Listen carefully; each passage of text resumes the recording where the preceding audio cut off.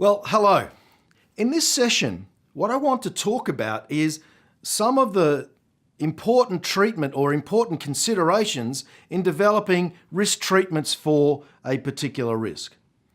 Now, there are a number of those. The first and foremost is identify ownership for that particular treatment.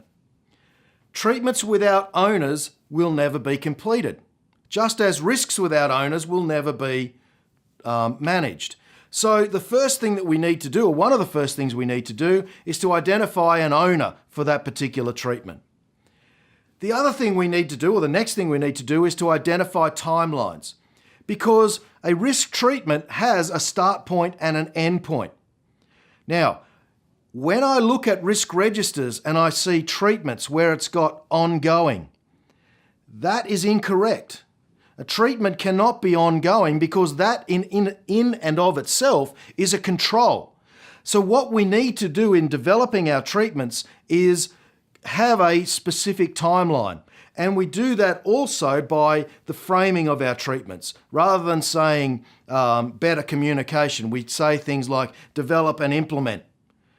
And once the treatment is finished, it becomes a current control. So we need to have the ownership and we need to have the timelines.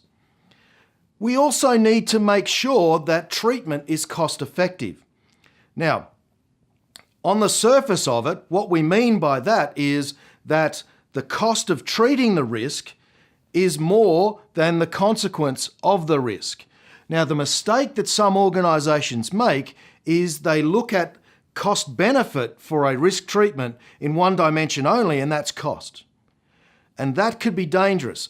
What we need to think about is that when we're assessing our risk or analysing our risk, we're going to do the consequences against every single one of our impact areas or critical success factors. And so just because it has a higher level of cost than the consequence doesn't necessarily mean that we won't treat it, because it might have a severe safety impact. So cost-benefit analysis for risk treatments is not always about cost. So you need to understand that. Where possible, the next thing that we need to do is develop contingency strategies or fallback plans. So if the risk does become an incident or an event, then how are we going to deal with it to minimize the consequences? And that's going to be obviously the focus of our business continuity planning. So we really need to think about, okay, if I can reduce the likelihood of that particular risk, should it happen, what could I do, if anything, to reduce the consequences? The next consideration is around documentation. This is a really important part, because if you have a regulator or you have a coroner or somebody coming in, the first thing that they're going to do after an event is to look at your risk register, excuse me, and they're going to look at the treatments that you've put in place. Now, if you have chosen not to do a treatment because it's not cost effective, then you really need to document that, particularly if that risk is above your risk appetite for the organisation. So really focus in on making sure that you document all of the actions within your risk register. Now, the next consideration might seem quite flippant, but you need to do the treatment actions. The number of risk registers that I've gone and I've looked at where they've identified the risk, they've analysed the risk, and then they've put treatments in place. But those treatments have never been done.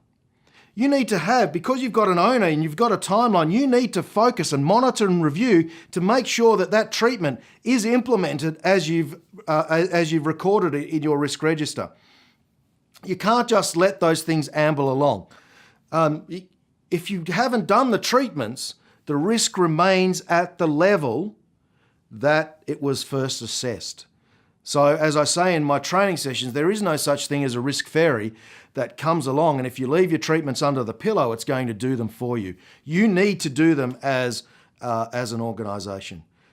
And the final consideration is consider the downstream risks, where the cure that you put in place is actually worse than the original disease.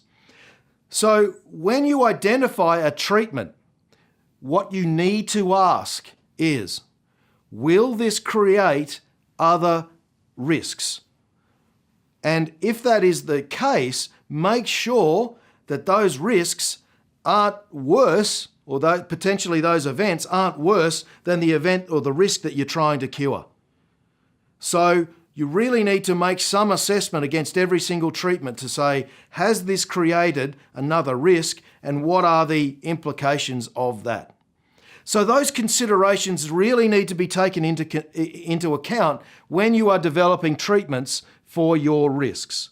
Now, what I will say is that in most cases, because of our control environment has been established as a result of events that have happened in the past. So what we want to do as the first point of call is to make sure that we have our control environment as strong as possible and as effective as possible. And if we do that, the likelihood that we're going to need to introduce new treatments is reduced considerably.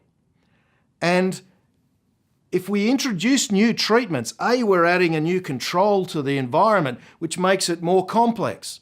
Secondly, we might be spending resources, time and money that we do not need to spend. So before we get to the treatments, obviously make sure our control environment is as effective as it can be. But if we do need to develop those treatments, then make sure we consider those things that I've talked about in this blog. Well, that's all I've got for this particular session. And as always, let's be careful out there.